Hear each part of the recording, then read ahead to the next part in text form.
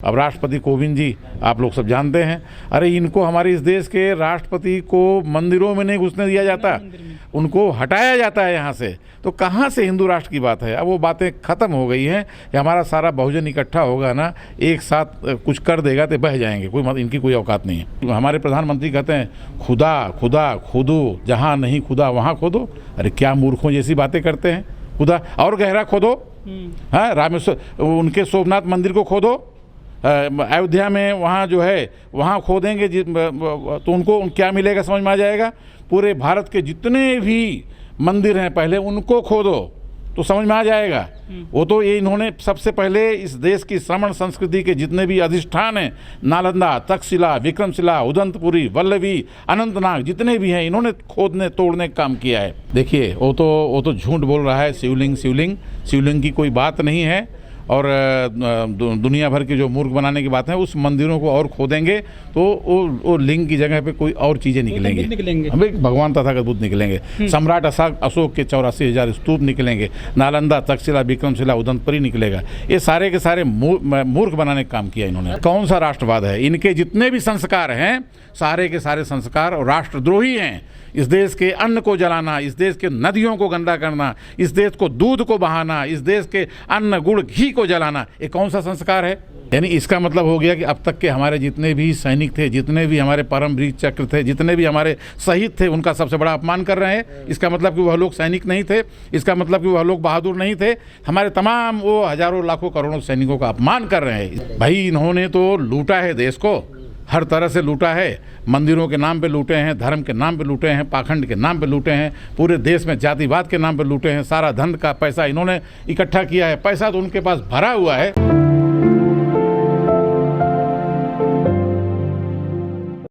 हिंदू राष्ट्र कहाँ बन रहा है?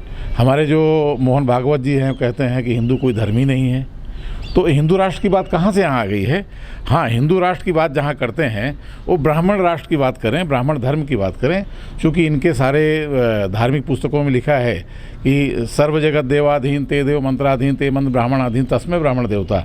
यानी ये पूरे देश जो है, पूरा जो जगत है वो देवताओं के अधीन है, देवता मंत्रों के अधीन है और मंत्र ब्राह्मणों के अधीन है। और ब्राह्मण ही इस पूरे धरती का मालिक है, वही सर्वोच्च है। तो कहाँ से हिंदू की राष्ट्र की बात आती है यहाँ पे? अगर इनके हिसाब से हिंदू राष्ट्र बनता है तो हिंदू राष्ट्र बनता है, इसका मतलब वर्ण व्यवस्था बनती है। वर्ण व्यवस्था बनती है, इसका मतलब कि ब्राह्मण क्षत्रिय व शूद्र बनता है। तो अगर हिंदू राष्ट्र इनके हिसाब से बात ब्राह्मणी व्यवस्था की बात बनती है तो हिंदू राष्ट्र में, हिंदू धर्म में सबसे ऊंचा वर्ण ब्राह्मण, ब्राह्मण के आगे सब जो है नीच, और वो सबसे श्रेष्ठ है, सबसे नीच। तो फिर उसमें ऊंच नीच तो कहाँ से हम लोगों का कहाँ वहाँ स्थान है? हम लोग तो वहाँ ख़त्म है, कोई मतलब नहीं है। भारतीय जलाओ पार्टी, जो बहन जलाओ पार्टी, जो बेटी जलाओ पार्टी, जो ब्राह्मण जनता पार्टी, जो विशेष बनिया जनता पार्टी, जिनकी जो माता है राष्ट्रीय सर्वनाश संघ है, वह जो है बड़े ढंग से वह बहुजन समाज के लोगों को, ऐसे जो पिछले वारदान पे हैं, उनको टिकट देती है और वो सारे लोग चुन के देते हैं और उनको इकट्ठा करते हैं। जैसे अभी राष्ट्रपति पद का चुनाव आ रहा है, KP मौर्य जी हैं, तो इनके पीछे इनका पूरा मौर्य समाज आएगा। लेकिन इनके पीछे वहाँ का जो मौर्य समाज था सिराथू का, उसने रिजेक्ट कर दिया। चूँकि वहाँ की जो पल्लवी पटेल थी वह जो है भगवान बुद्ध और बाबा साहब के विचार पर चली और वहाँ का जो है मौर्य समाज उनको वोट दे दिया। इसमें भी इनकी साजिश रही है। चूँकि चाहे स्वामी प्रसाद मौर्य हों, चाहे केशव प्रसाद मौर्य हों, जानते हैं कि ये मौर्यों की डायनेस्टी, अब ये लोग अपना इतिहास समझ लिए हैं और मौर्य साम्राज्य कहाँ से चला है। हमारा यादव समाज समझ लिया है, हमारा जितने भी OBC के तमाम नावी समाज है, धोबी समाज है, SC ST समाज है, हमारा जो बंजारा समाज है, हमारा जो जंगल में रहने वाले जो आदिवासी समाज, सब समझ लिए हैं कि अब हम हिंदू नहीं हैं। अब इनको ज़बरदस्ती एक हिंदू नाम का गुनगुना बना के इनको इकट्ठा किया जा रहा है और हिंदू मुस्लिम की एक उन्माद पैदा करके और हिंदू मुस्लिम के झगड़े पैदा करके, जहां हिंदू मुस्लिम की कोई बात ही नहीं है, ज़बरदस्ती हिंदू मुस्लिम का झगड़ा पैदा करके, और ताकि जो है बहुजन समाज जो है हमेशा हिंदू बना रहे। लेकिन 2024-25 में ये पूरे भारत में आपको मालूम पड़ेगा, हम 10 करोड़ से ज़्यादा हम ऑनलाइन दीक्षा लेने जा रहे हैं। हमारा जो है 50 करोड़ लोग यादव समाज, मौर्य समाज, साक्या समाज, सैनी समाज, गुर्जर समाज, हमारे यहाँ का मराठा समाज, धोबी समाज, बुनकर समाज, नावी समाज, सारा जो समाज है जिसको आप बहुजन समाज कहते हैं, वो बहुत ही जल्दी इनकी इस ब्राह्मणी व्यवस्था को त्यागने वाला है। राम मंदिर के नाम पे कितना बड़ा भ्रष्टाचार किया, कितने मूर्ख लोग समझ नहीं रहे हैं। हाँ, आपने कहा एक भी ओबीसी नहीं है, यह बात सत्य है, लेकिन उस मंदिर के नाम पे चंद कुछ मिनट के बाद में कई करोड़ कई पट उसकी कीमत को वसूल लेते हैं। पता ही राम को बेचा जा रहा है। तो ये जो भारत जलाओ पार्टी है, इनकी जो जननी राष्ट्रीय सर्वनाश संघ है, वह जो है इस तरह से राम जन्मभूमि के नाम पे मूर्ख बना रही है। अगर ऐसा कुछ होता तो योगी आदित्यनाथ जी को वहाँ से लड़ना चाहिए था, क्यों नहीं लड़े इलेक्शन? समझ में आ जाता। वहाँ की जो जनता है, जो अयोध्या, जो पुष्पमित्र शुंग की जो राजधानी रही है, और वहाँ की जनता आप समझ रहे हैं ये झूठा राम है और सच्चा राम कुछ अलग है। जो राम और मुस्लिम की बात का जो फसाद पैदा कर रहा है, हमारी इस देश की जो कल्चर है वो गंगा जमुनी कल्चर नहीं है, गंगा और जमजम की कल्चर है। सम्राट अशोक का जो राज था, अरबिस्तान, तुर्किस्तान, बलूचिस्तान, कजाकिस्तान, पाकिस्तान, इराकिस्तान, अफगानिस्तान, हिंदुस्तान, ये सारा हमारा अपना देश था। ये हमारे श्रमण संस्कृति के कल्चर थे। इस श्रमण संस्कृति को इन्होंने रौंदने का काम किया है। अखिलेश यादव, मुलायम सिंह की दोनों बहुएं जो हैं अपर समाज से हैं। इन्होंने अपना परिवारवाद चला दिया।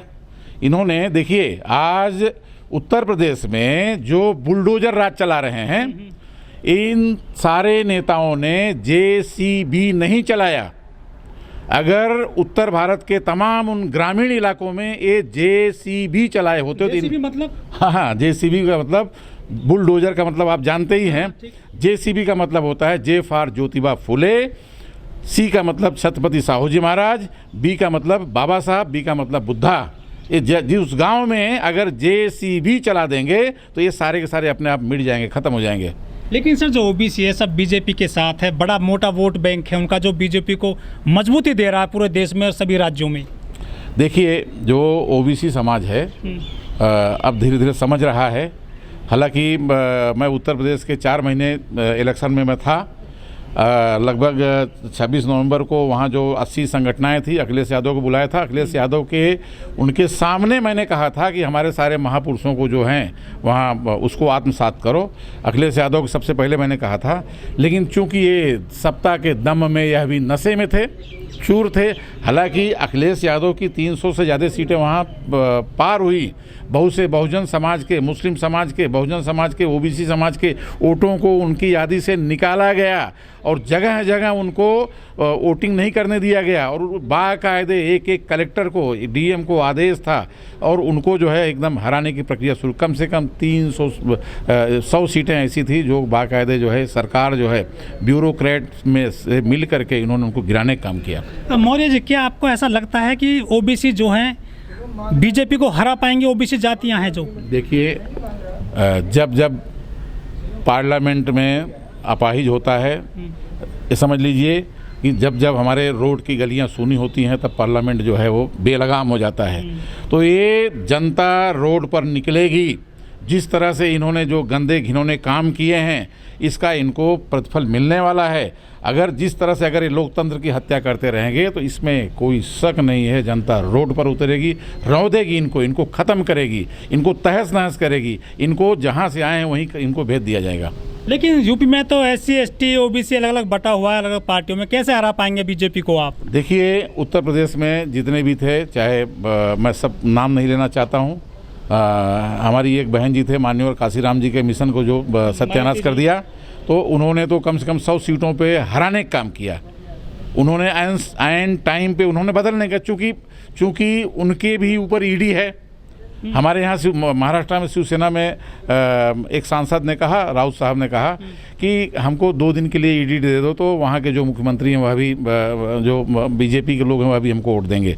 तो आज ईडी नाम के झुंझुना, जो CBI नाम का झुंझुना, पूरे के पूरे संवैधानिक पदों को एकदम ख़त्म कर रहे हैं। इन्होंने पूरा कैप्चर कर लिया है। यहाँ पर जो आज न्यायपालिका है वो सबसे बड़ी अन्यायपालिका हो गई है। न्यायपालिका में देखिए आप, हमारे एक जो है कर्नन थे, कर्नन विवेकानंद, स्वामीनाथन कर्नल, अब याद सब भूल गया होगा बहुजन समाज।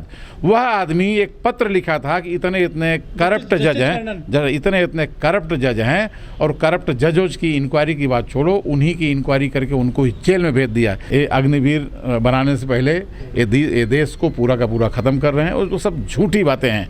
ये जितने भी हैं ये बीजेपी यानी बहुत झूठी पार्टी है, बीजेपी यानी बहुत जुमलेबाज पार्टी है, बीजेपी यानी भर जलाओ पार्टी है, एकदम झूठे लोग हैं, झूठे हैं। देखिए वो जब जब जुल्म होता है तो ख़त्म होता है, धीरे धीरे जनता जागरूक हो रही है, जनता इनके विद्रोह में है। ये पूरे के पूरे जो है जो सिस्टम है इन्होंने उनको मैनेज करके रखा है। अब जनता धीरे धीरे समझ रही है, इनको भागने में जल्दी समय नहीं लगेगा। ये बताइए 3.5 साल नौजवान को आप नौकरी दोगे, 3.5 साल के बाद में वो ब्याह होगा, शादी होगा, उनके बीवी बच्चे 3 साल के बाद में छूट जाएंगे।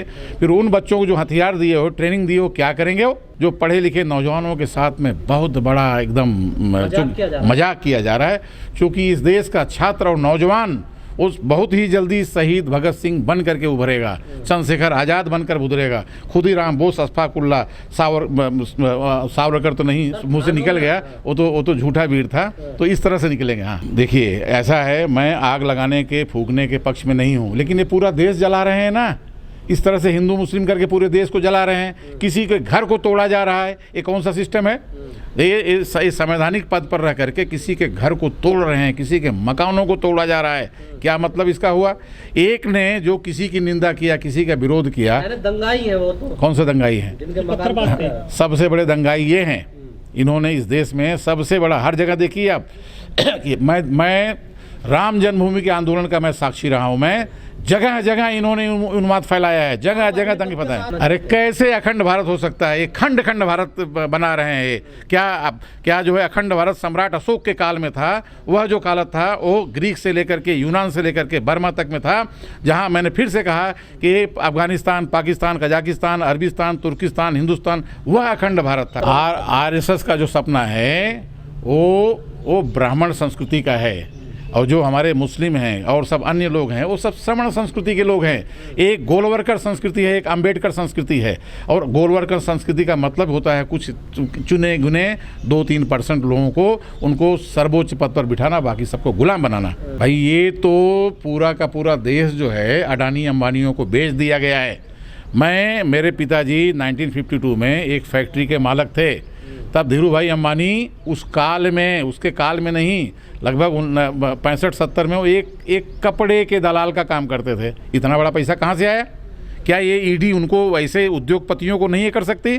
अभी ये कोरोना के काल में मैं 10,000 किलोमीटर की पूरी यात्रा पूरे कई राज्यों में किया मैं। अरे भाई ये तो इस देश का छात्र नौजवान रोड पे उतरा हुआ है, विरोध कर रहा है, तो हमको ये ऐसा अग्निपथ इनका नहीं चाहिए। इस देश में सामाजिक क्रांति जो महात्मा ज्योतिबा फुले ने क्रांति की, जो डॉक्टर बी आर अम्बेडकर ने क्रांति किया है, जो तथागत बुद्ध ने 2500 साल पहले क्रांति किया है, जो भगत सिंह ने क्रांति किया है, उस क्रांति की ज़रूरत है बहुजनों में। सरकार अगर इतनी सोचती तो ऐसा इस देश की आज ये परिस्थिति नहीं होती।